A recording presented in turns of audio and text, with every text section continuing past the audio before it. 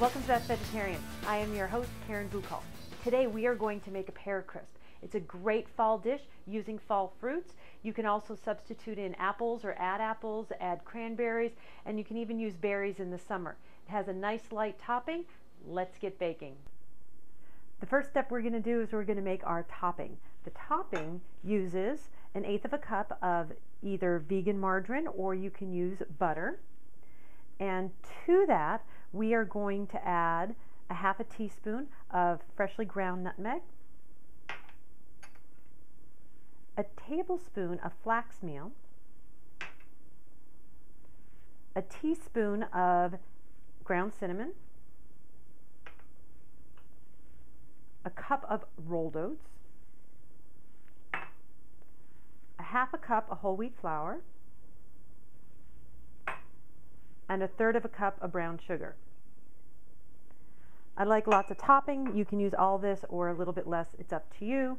Now we're going to just mix it with our clean hands until it gets to be a bit of a cornmeal mixture. You want to try to keep your butter or margarine as cold as possible because it helps it mix better.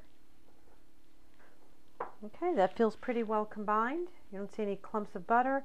And so now we're going to set this aside and finish with our pears. Our next step would be to cut up our pears, peel them. First, it's optional how much you want to peel them. I like to keep a little bit of the skin on. I wash them thoroughly, put a little bit of lemon juice in them. These are organic, so I necessarily didn't have to, but if they're not, a little bit of lemon juice will take off some of the pesticides. And then I leave part of the skin because I like, once again, the texture that it adds to the dish. So let's get cutting our pears. As you can see, I only partially peeled the pears. It's up to you. You can peel them completely. And I'm now going to cut about 8 cups of the pears. I quarter them, cut out the seeds,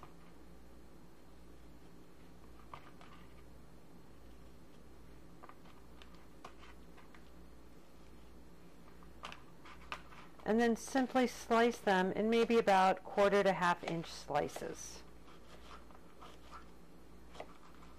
Like I said, you can completely peel them, not peel them as much. I prefer to make them a little bit inconsistent in size because then you get various textures in your dish. And as you know from looking at the previous episodes, I am really about incorporating all the senses into the food. To make 4 cups of pears, we used about 6 whole pears. We have our 4 cups of pears here, and to this we are going to add the juice of 1/2 lemon. Adds just a little bit more juice if you happen to need it, if your pears aren't completely ripe. It also gives it a nice little tart flavor. We have another teaspoon of cinnamon. I do like that cinnamon. And we have 1/8 cup of maple syrup. Also helps add a little bit of juice to it if you don't have, if the pears aren't super ripe. And then you need a little bit of white flour. I prefer wheat flour in the crust, but white flour in with the pears because it helps make the juice a little bit thicker. And then we just simply toss until it looks well coated. Finish it's coated.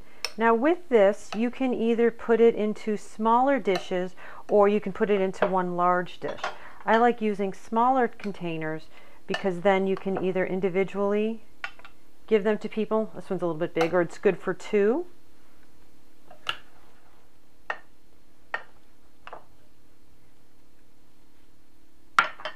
The other option is you can do a little individual dish.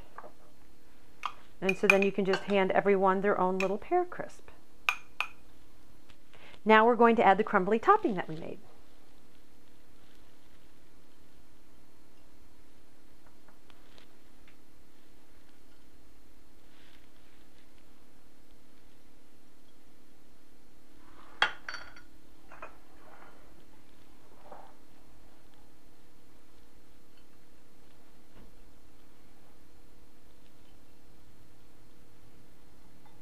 We're going to bake it in the oven for about 30 minutes at 350 degrees. You'll want to pierce it with a fork and see if your fruit is soft enough. The riper your fruit is, the less time it'll take to cook.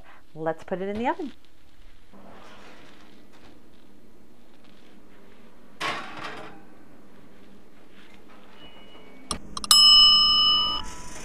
Let's test and see if our pear crisp is soft. Oh, the pears are super soft. You can see a little bit of the juices in there. Let's take it out of the oven.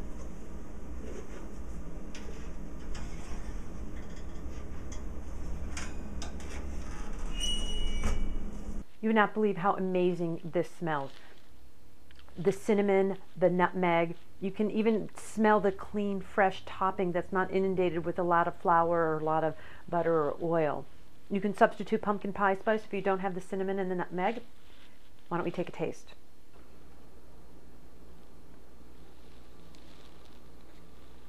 Mmm.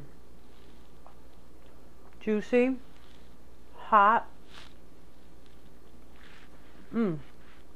crisp. Oh, that's vegetarian.